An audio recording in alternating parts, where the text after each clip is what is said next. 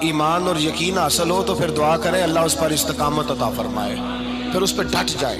نبی پاک صلی اللہ علیہ وسلم نے فرمایا میں اس بات کا خوف نہیں کرتا کہ میری امت کمزور ہو جائے گی، اس بات کا ڈر نہیں کہ پیسے ختم ہو جائیں، نہ یہ خوف ہے کہ بھوکی مرے گی۔ حضور کس بات کا خوف ہے؟ تو نبی پاک نے فرمایا خوف یہ ہے کہ ان کا یقین کمزور ہو جائے گا۔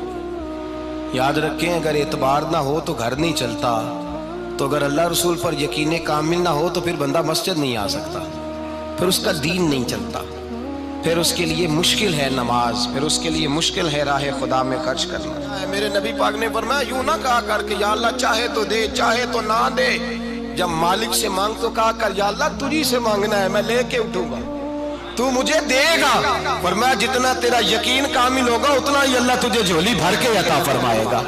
کمزور سا مسلمان، لڑکھڑاتا سا مسلمان دیکھتا ہوں کرتا ہوں، اور یہ بھی نہ دیکھا کریں بھائی ایمان یقین کو استقامت کے درجے پہ لیں، یہ نہ دیکھا کریں کہ وہ کیسے دے گا، وہ کسی وسیلے کا محتاج نہیں ہے، وسیلے کو پسند کرتا ہے، پر وسیلے کا محتاج وہ بغیر وسیلے کے بھی دے دیتا ہے۔ ہر آدمی ماں باپ کے ذریعے پیدا ہوتا ہے، اگر پیدا کرنا چاہے تو جناب عیسیٰ کو بغیر باپ کے پیدا کر دیتا ہے، اگر پیدا کرنا چاہے تو حضرت آدم کو بغیر ماں اور باپ کے پیدا کر دیتا ہے۔ جب یقین رکھیں، یقین قرآن مجید پڑھیے، حضرت موسیٰ علیہ السلام فرعون کے دربار میں کھڑے ہیں، چاروں جانب دشمن ہی دشمن ہے، جادوگر آ گئے، انہوں نے سانپ چھوڑے، حضرت موسیٰ کے ہاتھ میں ڈنڈا تھا۔ حضرت موسیٰ کہتے ہیں یا اللہ کیا کروں؟ تو اللہ تعالیٰ نے فرمایا اپنا عصا پھینک دو۔ کہنا چاہیے تھا نا کہ یا اللہ ایک ہی تو شے ہے، اتنے سانپ ہے، بچانے کے لیے ڈنڈا ہے وہ پھینک دوں؟ ڈنڈا پھینکا جاتا ہے، سانپ کو دیکھ کر کے قابو کیا جاتا ہے۔ یہ میرا اور آپ کا ذوق ہے نا، لیکن انبیاء کرام کا انداز ملاحظہ کیجئے میرے عزیزو۔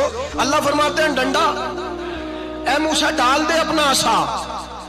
پہلے نہیں فرمایا کہ سانپ بن جائے گا، فرمایا بس تو ڈال دے۔ میں اور آپ ہوتے ہیں تو سانپ سامنے ہے، ڈنڈا ہاتھ میں ہے، ہم کہیں گے عجیب بات ہے، یہی تو دفاع کی چیز ہے، اسی کو ڈال دوں تو بچوں گا کیسے؟ کہا ڈال دو، تو حضرت موسیٰ نے ڈال دیا، کہا میرے رب کا حکم ہے تو میرے لیے بہتر ہی ہوگا۔ اللہ فرماتے ہیں جب موسیٰ نے ڈالا تو میں نے اس ڈنڈے کو، اس عصا کو اژدہا بنا دیا۔ اب کبھی عصا بھی اژدہا بنے، کبھی چھڑی بھی بہت بڑا اژدہا بنی ہے، لیکن قرآن کہتا ہے جناب موسیٰ نے ڈالا تو اللہ نے اژدہا، بلکہ اس سے پیچھے چلیے، عورتیں کمزور یقین کی ہوتی ہیں نا۔ جناب موسیٰ پیدا ہوئے تو اللہ فرماتے ہیں میں نے موسیٰ کی ماں کے دل میں بات ڈالی، ماں کے دل میں، صندوق میں ڈال کے تو اس کو دریا میں بہا دے۔ اور بھائی صندوق میں کہہ سکتے ہیں نا آکسیجن کیسے جائے گی، اور دریا میں بچے بچنے کے لیے ڈالے جاتے ہیں کہ ڈوبنے کے لیے ڈالے جاتے ہیں؟ ماں کے دل میں یقین کمزور نہیں تھا ماں کا۔ انبیاء کے ماں باپ موحد ہوتے ہیں، دین کو ماننے والے، ماں کے دل میں اللہ نے بات، اللہ قرآن میں کہتے میں نے وحی کی، میں نے القاء کیا، میں نے بات ڈالی۔ حضرت موسیٰ کی ماں کہتی ہے میں نے ڈال کے نا سمندر میں بیٹا، میں نے سمندر میں بیٹا ڈال کے صندوق میں بند کر کے رب کے حوالے کیا۔ آپ فرماتے ہیں میرے مالک کا بھروسہ کیا تو پھر میرے مالک کا کام دیکھو، کمال دیکھو، میں نے دریا میں ڈالا، اللہ نے فرعون کے گھر میں میرے بیٹے کی پرورش کرا دی۔ یہ یقین کہ حضرت موسیٰ کے پاس قوم آئی، قرآن پڑھیے، کہا جناب پانی چاہیے، وَإِذِ اسْتَسْقَىٰ مُوسَىٰ لِقَوْمِهِ، موسیٰ نے اپنی قوم کے لیے پانی مانگا، ہم نے کہا فَانْفَجَرَتْ مِنْهُ اثْنَتَا عَشَرَةَ عَيْنًا، اپنا ڈنڈا پتھر پہ مارو۔ عقل والا آدمی ہوتا تو اڑ جاتا، کہتا یا اللہ پتھروں سے بھی کبھی پانی نکلا ہے؟ اضرب بعصاک الحجر، مارو پتھر پہ ڈنڈا۔ اللہ کے نبی نے منٹ نہیں لگایا، ٹھا کر کے ڈنڈا لگایا، فانفجرت منہ اثنتا عشرۃ عینا۔ اللہ فرماتے ہیں جناب موسیٰ نے ایک عصا مارا، میں نے 12 چشمے جاری کر دیے۔ تو لے تو اللہ کرتا ہے، اللہ کہتا ہے پڑھ نماز روزی دوں گا، کہتا ہے سوچتا ہوں۔ اللہ فرماتا ہے آجا مسجد میں تیرا ہو جاؤں گا، کہتا ہے دیکھتا ہوں۔ رب فرماتا ہے تو میرے محبوب کی غلامی کر، میں تجھے محبوب بنا لوں گا۔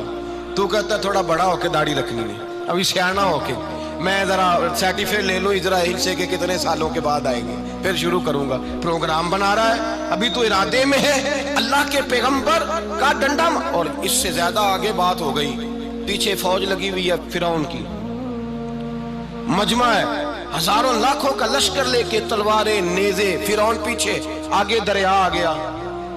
حضرت موسیٰ علیہ السلام کھڑے ہیں، اب کدھر جائیں؟ اللہ پاک نے فرمایا مارو ڈنڈا۔ کہاں؟ پانی پہ ڈنڈا مارو۔ اب حضرت موسیٰ علیہ السلام پانی پہ ڈنڈا مارے تو پانی ابھرے گا، اس سے زیادہ کیا ہوگا؟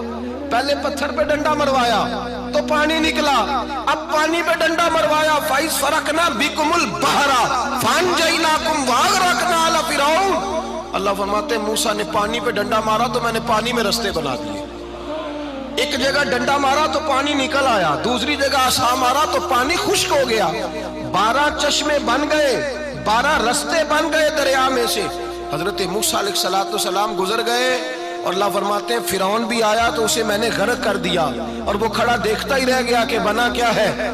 جب یقین کامل نصیب ہوتا ہے، اعتماد کی دولت اللہ دیتا ہے، جب انسان کو یہ انشراح صدر ہو جاتا ہے کہ میری نجات خدا کے حکم میں ہے اور رسول اللہ کے قدموں میں ہے، جب اسے یہ انشراح حاصل ہوتا ہے تو پھر نماز کا لطف آتا ہے۔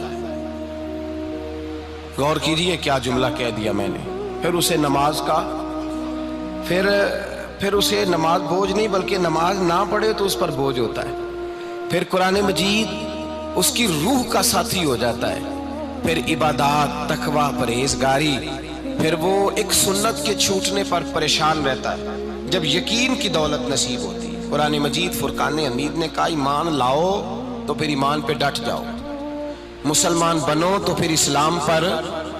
پھر یہ جو کمزوری ہے نا، یہ دیکھتے ہیں، کرتے ہیں، چلتے ہیں، ابھی کل ابھی پرسوں بہانے ہیلے، ابھی میں نماز شروع کرتا ہوں دیکھتا ہوں لا الہ الا اللہ محمد الرسول اللہ صلی اللہ علیہ، جب کسی نے کلمہ پڑھا تو اس پر پورا دین ضروری ہے، پورا۔ اب وہ یہ نہیں کہہ سکتا کہ تھوڑا تھوڑا کر کے آؤں گا۔ یقین کی دولت نعمت ہے۔ اللہ پاک قرآن مجید میں فرماتے ہیں ان الذین قالوا ربنا اللہ ثم استقاموا، جنہوں نے کہا کہ اللہ ہمارا رب ہے اور پھر وہ اس پر ڈٹ گئے، پھر اس پر وہ کہا تو ڈٹ گئے، کھڑے ہو گئے، نہیں اللہ ہی رب ہے، اللہ ہی دینے والا، اللہ ہی مالک، اللہ ہی ہمارا رازق ہے، رب ہی ہمارا سب کچھ۔ جب ڈٹ گئے تو فرمایا تتنزل علیہم الملائکہ، پھر میں ان کی مدد کے لیے آسمان سے فرشتوں کا نزول فرمایا کرتا ہوں۔ فرشتے کیا کہتے ہیں؟ اللہ تخافوا ولا تحزنوا، غم نہ کرنا، خوف نہ کھانا، وابشروا بالجنۃ التی کنتم توعدون، ہم تو تمہیں اللہ تبارک و تعالیٰ کی اس جنت کی خوشخبری دینے آئے ہیں جس کا رب نے تمہارے ساتھ وعدہ کیا ہوا ہے۔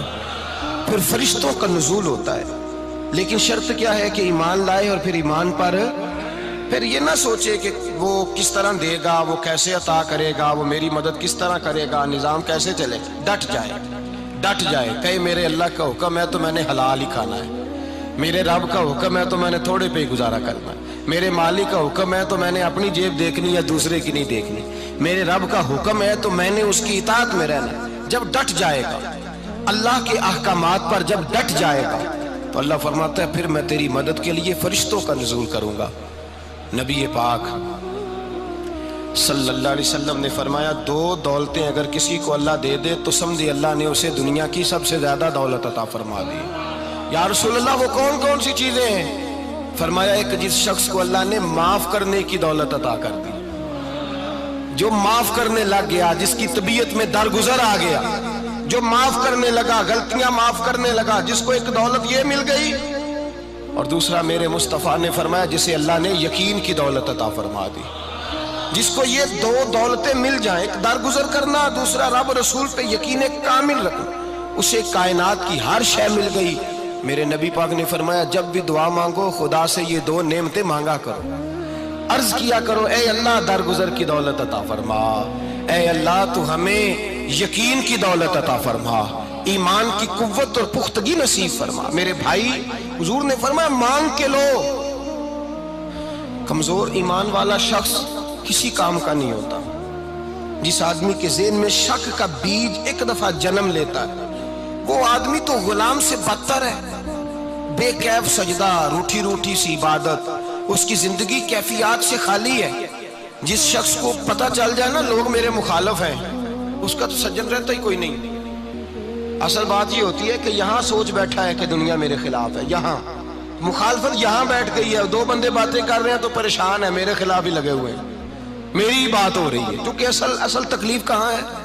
اور اگر یہاں یقین کامل ہو گیا نا کہ سارے مجھ سے پیار ہی کرتے ہیں، تو پھر دو بندوں کو بات کرتا دیکھیں گے تو یہی سوچے گا